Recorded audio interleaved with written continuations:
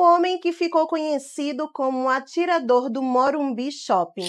Olá, investigadores, tudo certinho com vocês? Eu sou a Renata e está começando mais um Cena do Crime para você. Se você caiu aqui de paraquedas e gosta desse tipo de conteúdo de casos criminais, já te convido a se inscrever aqui no canal, ativar o sino de notificações, deixar o teu like, compartilhar esse vídeo com teus amigos e familiares. E peço também para que vocês me acompanhem nas outras redes sociais. E vamos ao caso logo após a vinheta. Mateus da Costa Meira nasceu no dia 4 de abril de 1975. Ele vivia sozinho em um apartamento em São Paulo e estudava medicina na Faculdade de Ciências Médicas de Santa Casa de São Paulo, uma instituição de muito prestígio. Sua família era rica, seu pai era médico e morava em Salvador. Mateus recebia dinheiro de seus pais todos os meses para manter o custo da faculdade e viver uma vida confortável. Uma das paixões de Mateus era jogar videogames violentos. Ele possuía uma vasta coleção de softwares copiados ilegalmente com vários tipos de jogos. Na sua adolescência, ele era conhecido por enviar vírus e pornografia a usuários do provedor de internet Magic Click em Salvador, isso lá no ano de 1997. Mateus era descrito como uma pessoa quieta, tímida, introvertida e apática, e tinha um fraco desempenho acadêmico. Depois de se recusar a fazer um trabalho obrigatório na Faculdade de Medicina, ele foi enviado para a divisão de psicologia da instituição. E lá, ele foi diagnosticado com um transtorno de personalidade esquizoide. Algumas poucas pessoas que conviviam com Mateus diziam que ele tinha uma personalidade tranquila, calma e que às vezes ele era até gentil. Só que ele tinha mudado um pouco a sua personalidade, logo perto de algo, gente, muito ruim que ele viria a cometer, que vocês vão ficar sabendo já já. Ele começou a matar aulas na faculdade e a fazer amizades com alguns traficantes de drogas, né? Aquela palavrinha que vocês sabem que eu não posso dizer aqui, e que ele estava até virando usuário. Vizinhos chegaram a relatar que nos últimos tempos ele estava muito agressivo, que ele tinha batido a sua própria cabeça contra uma porta de vidro e que ele vivia atrás de uma chave de fendas para poder abrir o disjuntor do seu apartamento, ou seja, aquela caixinha de energia. Mateus relatou mais tarde que sempre sentiu que corria perigo. Ele ouvia vozes e tinha certeza que estava sendo perseguido constantemente. No dia 3 de novembro de 1999, Mateus já estava com 24 anos, ele estava no seu 6º e último ano de medicina, faltavam 15 dias para ele se formar, e ele resolveu entrar armado num cinema no Morumbi Shopping, gente, e simplesmente cometer um massacre. Ele relatou que ele estava hospedado em um hotel, desnorteado e confuso, então ele acabou saindo desse hotel, pegou um táxi sem saber para onde ir exatamente e no meio do caminho decidiu parar no Morumbi Shopping. Mateus caminhou por algumas horas no shopping, gente, armado, mas é claro que ninguém viu, né? Ele estava com a arma dentro da sua mochila. E às 21 horas ele decidiu assistir ao filme, ou pelo menos entrar na sala que estava exibindo o filme, ou que exibiria o filme Clube da Luta. Isso era a sala 5 do Morumbi Shopping. Sentou-se na primeira fileira, assistiu ali o início do filme e uns 15 minutos mais tarde ele começou a escutar vozes e sentiu que estava sendo observado pelas outras pessoas. Ele disse que ficou nervoso, começou a falar sozinho e depois ele saiu da sala e foi caminhando em direção ao banheiro. Chegando no banheiro, ele sacou a sua submetralhadora e começou a dar disparos no espelho, ali que estava diante dele. Ele queria ver se a arma estava funcionando bem.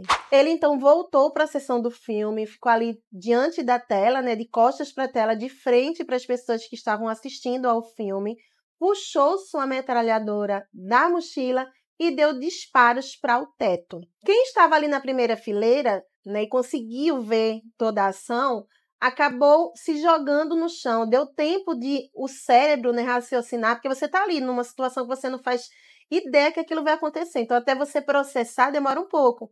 Então, algumas pessoas já foram logo se jogando no chão, outras acabaram sendo alvejadas porque não tiveram essa intuição de que aquilo era verdade, né? Tava achando que era alguma brincadeira, imaginação, sei lá o quê. E quem estava atrás, na sessão do filme, não sabia do que estava acontecendo e achava que se tratava de barulho do filme, ou seja, tiros do próprio filme. E a sala estava muito escura, né, para que as pessoas realmente assimilassem de imediato o que é que estava acontecendo.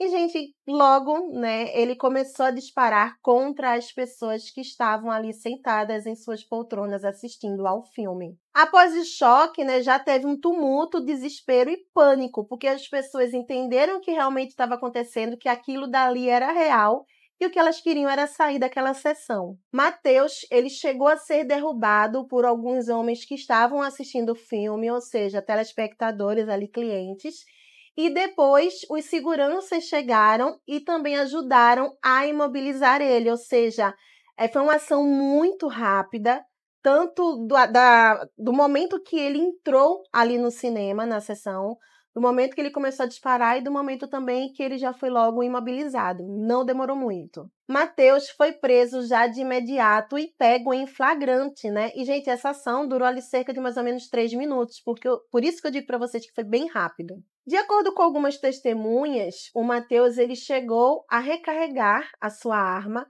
só que isso foi negado por ele. E no total ele acabou tirando a vida de 3 pessoas, deixou outras 5 feridas e, lógico, né, que dezenas dessas pessoas completamente traumatizadas.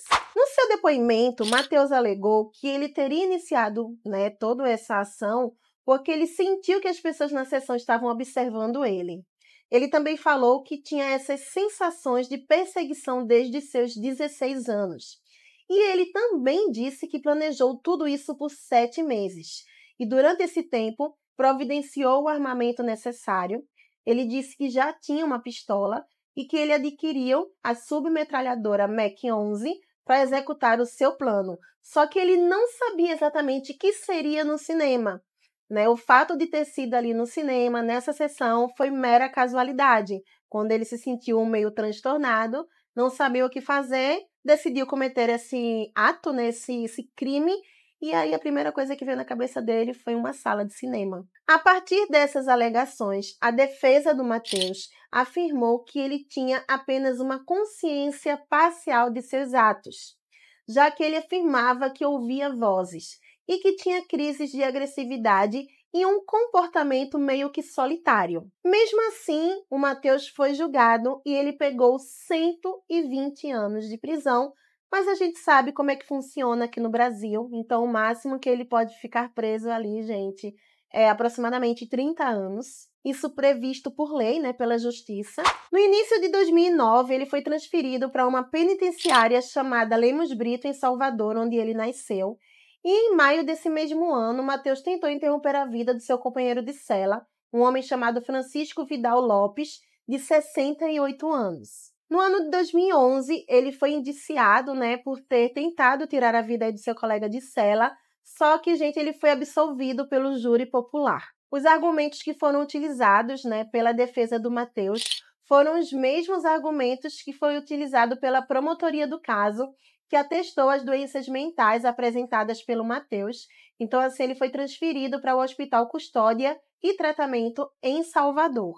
Em novembro de 2019, novos laudos médicos afirmaram que ele estava sem nenhuma alteração no seu comportamento que indicasse ser uma pessoa perigosa, e dessa forma, Mateus foi levado até o Ministério Público da Bahia e solicitou um segundo exame. Esse segundo exame ainda não saiu, e por conta disso, gente, como foi atestado ali de que ele não seria mais um perigo, né? Ele poderia ser solto a qualquer momento. Especialistas em comportamento e psicologia apontam que, em alguns casos, a exposição excessiva a esse tipo de jogo pode afetar a personalidade e a capacidade de discernimento entre a realidade e a ficção, isso relacionado a jogos de videogames que são muito violentos. Porém, entretanto, todavia, investigadores, é importante lembrar que a relação entre jogos violentos e comportamento agressivo não é uma regra, muitas vezes tendo contexto familiar e social como fatores determinantes para essas ações de violência. Ou seja, tem várias pessoas que jogam videogames violentos, né, gostam desses tipos de jogos e nunca fez mal a ninguém e nem pretende fazer, porque essa pessoa, mesmo jogando esses tipos de jogos, teve uma base sólida, uma base familiar sólida. No caso do Matheus, ele já não vinha muito bem. Esses jogos, né, apenas apimentaram essa vontade dele ali de chegar, pegar uma submetralhadora e sair atirando em pessoas aleatórias e desconhecidas dentro de uma sessão de cinema no Morumbi Shopping. Bom, gente, não sei se vocês conheciam esse caso, né? A gente nunca espera que algo assim vá acontecer, ainda mais se falando no Brasil. A gente sabe sim que já teve outros casos desses, teve o massacre da Candelária, o massacre de Realengo, o massacre do Suzano. O ano passado teve também o que pode se chamar de massacre, né?